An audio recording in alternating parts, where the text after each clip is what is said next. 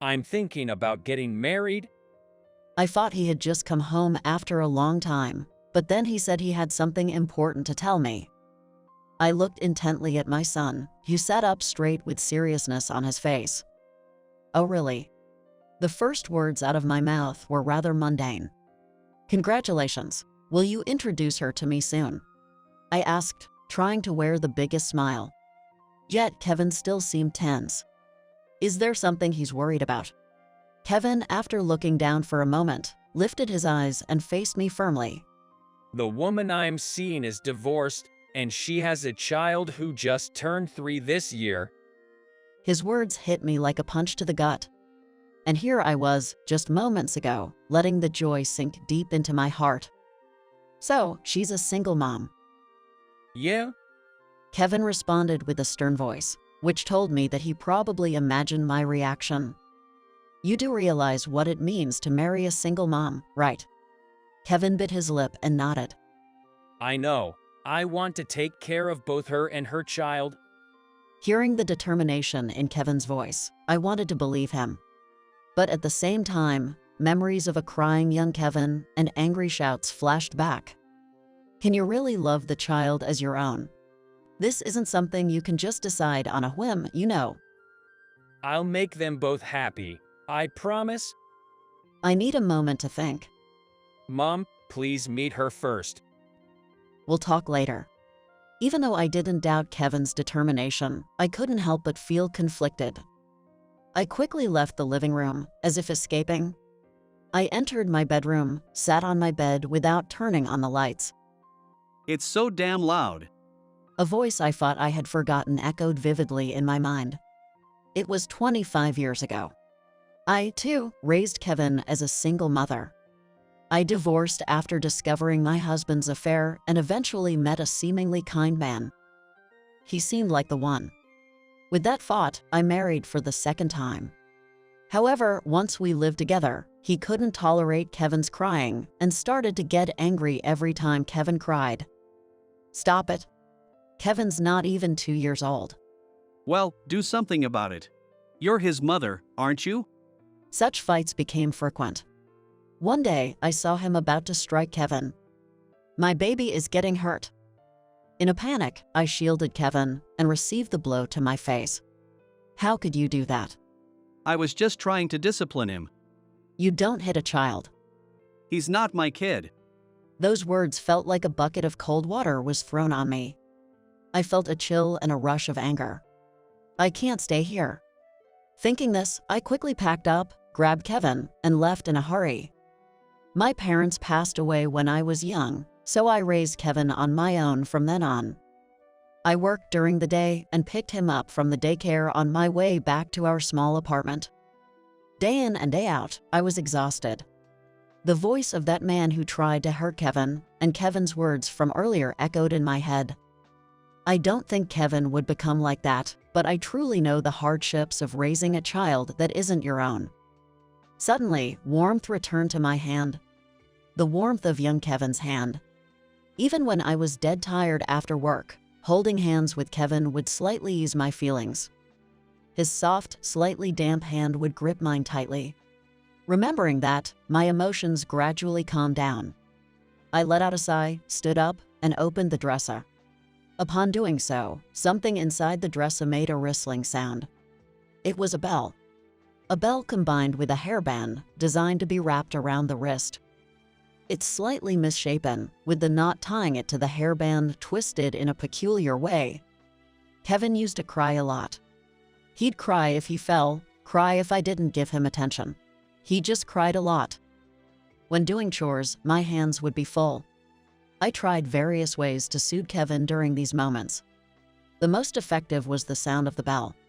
Kevin seemed to love the bell's sound, often asking me to ring it. But while I was busy, I couldn't always attend to him. So I tied the bell to a red ribbon and always wrapped it around my wrist. With that, every time I moved while doing chores, the bell would jingle. Kevin would watch and break into a joyful smile.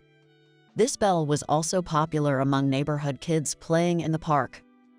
Children around kindergarten age would often play with us in the park, and they'd play with Kevin. Among them was a girl.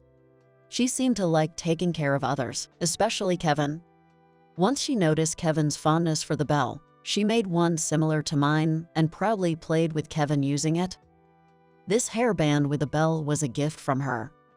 Raising Kevin on my own was tough, but there were such peaceful times. How much I was saved by those moments. I wanted to take Kevin to many places. I wanted to buy him toys and play with him a lot. I still think it would have been nice if I could have done more for him. As Kevin grew, I wondered about his future wife, his children. I had such farts. But I never imagined he'd marry a single mother. I just want Kevin to be happy. I'm not saying that marrying a single mom would make him unhappy. There must be many who have kids, remarry, and live happily. Still, I can't help but recall the man who yelled, "He's not my son." I don't think Kevin would become like that. But he will likely face difficulties. He would be raising a child that isn't biologically his, after all. I closed the dresser and sighed again. Hey, I really want to talk. From then on, Kevin visited the house every day. There were days when we only talked at the front door. Each time, Kevin would say the same thing. Mom, I want you to meet her. Meet Jessica, and little Sarah too. Maybe you'll change your mind. After such visits went on for over a week, I finally gave in. All right, I'll meet her. I thought it wasn't right to keep rejecting without even meeting her. Who is this woman Kevin wants to marry? It might be good to meet her just once. Kevin's face relaxed as if a weight had been lifted from his heart. And then, on the day of the visit, I found myself at Jessica's house. Kevin rang the doorbell. There was the sound of a latch unlocking. Hello, welcome. The door opened to reveal a neatly dressed woman. Her hair was tied up, reaching her shoulders. Nice to meet you. You must be Kevin's mom. Thanks for coming. Please, come in. The living room we were led to was neatly arranged. However, there were children's toys around, showing signs of a lived-in, homely environment. I heard you were coming, Mrs. Johnson, so I tidied up a bit. But I have a lot of things. Jessica served us tea and took a seat herself. Mom, this is my girlfriend, Jessica. Nice to meet you. My name is Jessica Roberts. My daughter, Sarah, is asleep in the next room. Nice to meet you. I'm Mary Johnson. Thank you for taking care of my son, Kevin. Jessica smiled warmly. She seems to have a good nature. I've been thinking, I'd like to marry Kevin. After a brief exchange of greetings, Jessica suddenly broached the topic. I've been divorced once, and I have my daughter. But with Kevin, I felt like I could remarry. Hearing Jessica's words, I clenched my teeth. Yes, I felt the same when I considered remarrying for the second time. I work, and usually, I leave Sarah at the daycare or with my parents. I work part-time because of my child, but I earn a decent salary. I have no intention of being a burden to Kevin, financially or in raising our child. Contrary to her gentle appearance, Jessica seemed like a straightforward person. She understood my skepticism about Kevin's engagement to a single mother. Still, she faced me without hesitation. While meeting her gaze, I let out a small sigh. I understood that she had firm intentions. Yet, I couldn't simply nod in agreement and found myself looking downward. I understand how you feel, but... Just then, a loud cry echoed throughout the room. For a moment, I felt as if I had been transported back in time. It reminded me of the times when Kevin would cry out suddenly, and I would rush to comfort him. Oh, I'm sorry. It seems she's woken up. She tends to cry if she doesn't find anyone around upon waking.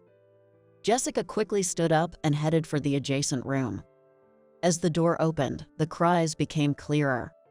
Mommy, Mommy, Yes, honey, I'm sorry. Did you wake up? where's Lean? Where's Lean? Lin, you had it before you went to sleep, didn't you? Where is it? Sarah seemed to be fussing about something, her annoyed voice echoing. Just then, Kevin exclaimed, "Oh." He then opened a shelf and took something out. At that moment, a gentle chime sounded. Upon hearing the sound, Sarah's voice instantly brightened. Drawn to the soft jingling, I instinctively stood up and stepped beyond the door. Kevin was waving a small object in front of Sarah's eyes. Sarah's little hand chased after the object, making the repetitive jingling sound. Jessica was squinting as she watched the two. "That bell." When I murmured in surprise, both Jessica and Kevin turned their gazes to me. Oh, I'm sorry. My daughter was being noisy. "Ms. Roberts, that bell." Huh? Jessica looked at the object I was staring at. It was the bell Kevin was shaking, tied with a ribbon that you could slip your hand through. The ribbon, which must have once been red, had faded to white and brown. A long time ago, I loved that bell. When I was in kindergarten, a little boy often came with his mother. The boy would fuss if he didn't hear the bell, so his mother always carried it, and I got that bell. My child also fusses a lot, but I remembered this bell during those tough times. When I rang it, she was delighted. Oh, I've never heard that story before. So, that's why it's faded like this? Didn't I tell you? Nope, first time I'm hearing it. As I absent-mindedly listened to Jessica and Kevin's conversation, I intently stared at the bell in Kevin's hand. Auntie, this. I made this. It was a distant memory.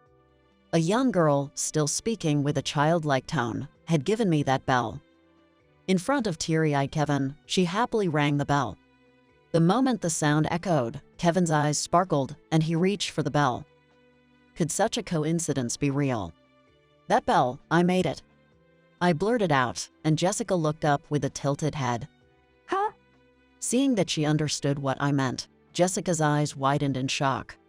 Wait, what? What are you talking about? Kevin, lost for words, looked back and forth between me and Jessica. "Kevin, when you were around 2 or 3, it seems Jessica used to play with you." Really? "That bell is the one I made for Kevin, and the one we have at home is the one Jessica made for Kevin." Stunned, Kevin slowly blinked and looked at the bell he was holding. The small bell attached to a faded, worn-out ribbon. That day, Jessica had combined her hair tie and a toy bell to make one for Kevin. For some reason, Kevin really liked it, and by evening, he didn't want to let go of it. Since he was adamant about taking it home, I reluctantly gave Jessica the bell I had made for Kevin in exchange. At first, Jessica said, "It's okay, you can have it," but I felt bad just receiving, so I gave her my bell with the ribbon. I thought he might really like this bell, so I wanted to give it as a thank you, you know. When I said that, Jessica had shyly smiled. I clearly remembered.